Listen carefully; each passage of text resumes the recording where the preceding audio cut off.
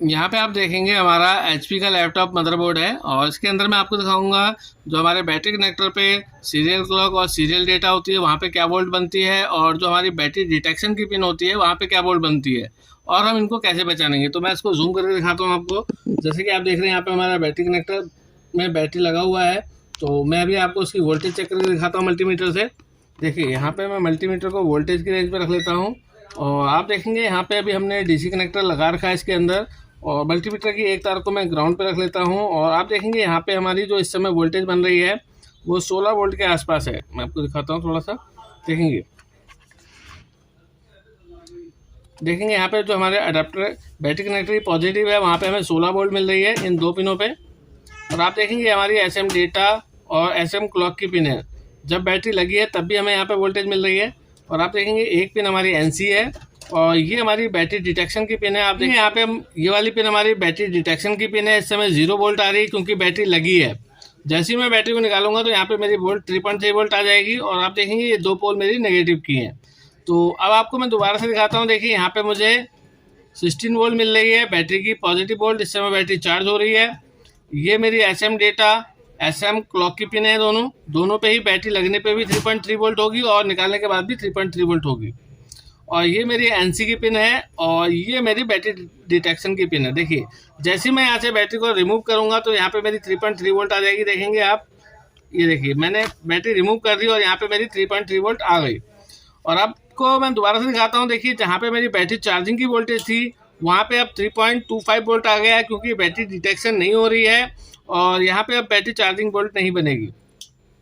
देखेंगे SM data में 3.31 volt जो कि पहले भी बन रही थी, एसएम क्लॉक में भी मेरा है 3.31 वोल्ट जो कि पहले भी बन रही थी। देखिए ये तो एनसी थी नॉट कनेक्टेड, तो कोई वोल्ट नहीं बनेगी इस पर, लेकिन ये वाली बैटरी डिटेक्शन की पिन है।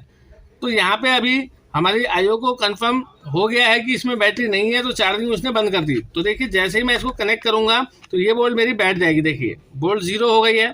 तो ये तरीका होता है हमारे बैटरी कनेक्टर पे चेक करने का। और अगर यहाँ पे हमारी मान लीजिए वोल्ट अभी भी आ रही है तो इसका मतलब हमारी बैटरी ख़राब है, ये बैटरी लगाते ही वोल्ट को 0 हो जाना चाहिए। और हमारी जो एसएम डेटा एसएम क्लॉक की पिन है इनमें हमें वोल्टेज सेम मिलनी चाहिए। अगर वोल्ट नहीं मिल रही है तो इसका मतलब ये है कि हमारी एसएम क्लॉक और एसएम डेटा की पिन में प्रॉब्लम है, तो उसको हम रिपेयर करेंगे। ये छोटी छोटी वीडियो आपको देखने को मिलेंगी। बैटरी चार्जिंग को मैं आपको डीएसओ से चेक करके दिखाता हूँ। जैसे कि आप देख रहे हैं यहाँ पे मेरी बैटरी चार्जिंग कॉइल लगी है और कॉइल के मैं इनपुट साइड में रखूँगा जहाँ पे मेरा main MOSFET supporting MOSFET switching करके वोल्ट बनाता है। तो आप देखेंगे यहाँ पे मुझे वेव फॉरवर्ड मिल रहा है और अगर मैं आपको इसकी डिले टाइमिंग दिखाऊँ तो आप देखेंगे यहाँ पे मेरा ये स्विचिंग हो रही है।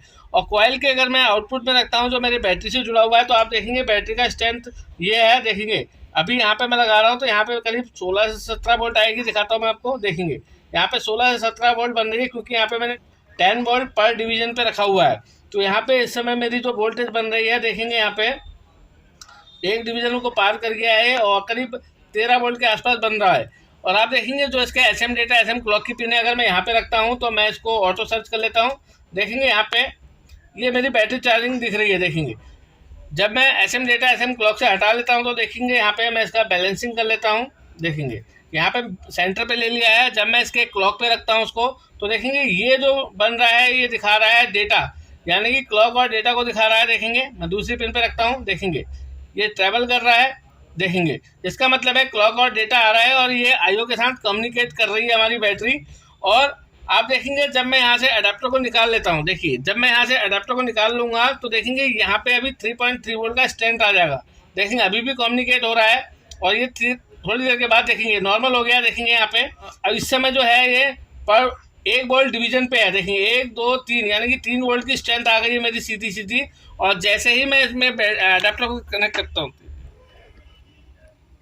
देखेंगे यहाँ पे मेरा वोल्ट का स्टेट है और जैसे ही मैं अडेप्टर को कनेक्ट करूँगा तो आप देखेंगे यहाँ पे मेरी चार्जिंग चालू हो जाएगी। देखेंगे मतलब कम्युनिकेशन चालू हो जाएगी। ये मैंने लगा दिया। देखेंगे ये मेरा आईओ के साथ बैटरी का कम्युनिकेशन चालू हो गया है। देख सकते हैं आप।